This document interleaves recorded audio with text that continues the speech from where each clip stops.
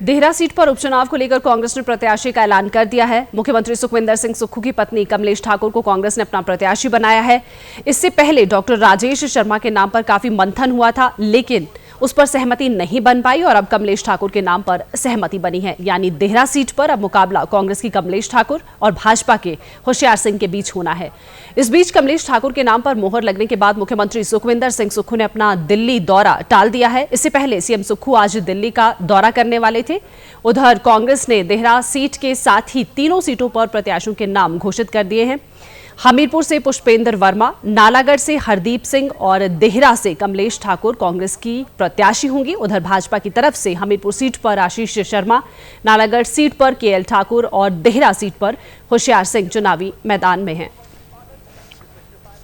और खबर पर अधिक जानकारी के लिए न्यूज रूम से हमारे सहयोगी संवाददाता धर्म प्रकाश हमारे साथ जुड़ रहे हैं। जी धर्म, कमलेश ठाकुर को बतौर चुनावी उम्मीदवार देहरा से जो है वो चुनावी मैदान में उतारा है। मुख्यमंत्री जो है वो पहले से ही इस बात को सिरे से खारिज कर चुके थे कि उनकी धर्मपत्नी चुनाव नहीं लड़ेगी। हालांकि अटकलें काफी लग रही थी कि उनकी पत्नी जो है वो चुनाव लड़ सकती है। ऐसे में अचानक से जो ये फैसला लिया है, इससे क्या होगा, कितना कड़ा ये मुकाबला देहरा में अब रहने वाला है? देखिए, मुकाबला कड़ा होगा कि नहीं ये तो वक्त ही बताएगा, लेकिन मुकाबला दिलचस्प जरूर हो गया है। और जहां तक बात मुख्यमंत्री के इससे पहले की स्टेटमेंट की है, तो काफी ज्यादा मंथन इस नाम को लेकर हुआ है। इससे पहले कांग्रेस ने 2 सीटों पर चुनाव प्रत्याशी घोषित किए थे, लेकिन देहरा सीट को होल्ड रखा गया था। 2022 के जो प्रत्याशी चुनाव के देहरा सीट से थे, राजेश वर्मा, उनके नाम पर काफी ज्यादा मंथन चला था। काफी हद तक उनके नाम पर मोहर भी लग गई थी, लेकिन आखिरी दौर में उसे होल्ड कर दिया गया और कमलेश ठाकुर के नाम पर सहमति बनी है।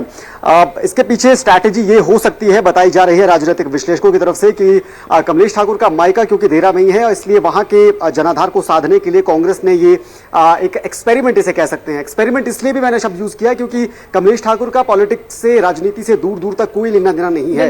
आज तक उन्होंने कोई चुनाव नहीं लड़ा, राजनीति में उनका कोई किसी तरह की एक्टिविटी उनकी तरफ से अब तक नहीं रही है। ऐसे में पहला उनका चुनाव है, पहली ही राजनीतिक पारी उनकी है और देहरा सीट से उपचुनाव के लिए उन्हें चुनावी मैदान में उतारना कांग्रेस का एक ब्लाइंड मूव भी हो सकता है। और काफी हद तक कोशिश ये है कि एक कड़ा मुकाबला वहां से होशियार सिंह को दिया जाए, क्योंकि होशियार सिंह लगातार 2 बार विधायक रह चुके हैं देहरा सीट से और अच्छा खासा जनाधार उनका है। और इस बार, हालांकि इससे पहले वो निर्दलीय विधायक थे, लेकिन इस बार वो बीजेपी की टिकट पर लड़ रहे हैं। तो जाहिर तौर पर सीधा मुकाबला अब कमलेश ठाकुर और होशियार सिंह के बीच होना है। और कांग्रेस की कोशिश है कि होशियार सिंह को यहां पर मात देते हुए मुख्यमंत्री की साख का भी, क्योंकि यह सवाल अब बन गया है, क्योंकि सीएम की पत्नी को सीधे सीधे चुनावी मैदान में उतारना सीएम की प्रतिष्ठा का सवाल बनता यहां पर नजर आ रहा है। ऐसे में मुख्यमंत्री के लिए भी अब देहरा सीट का ये उपचुनाव काफी ज्यादा अहम हो गया है और प्रदेश की जनता के लिए भी अहम हो गया है। और आने वाले दिनों में अब क्योंकि 10 जुलाई को मतदान होना है, 13 को नतीजे हैं, तो काफी ज्यादा इंटरेस्टिंग ये सीट बन गई है और काफी ज्यादा दिलचस्प मुकाबला इस सीट पर देखने को मिल सकता है। बिल्कुल धर्म, 13 तारीख का इंतजार करना होगा कि मुकाबला कड़ा होगा या दिलचस्प होगा।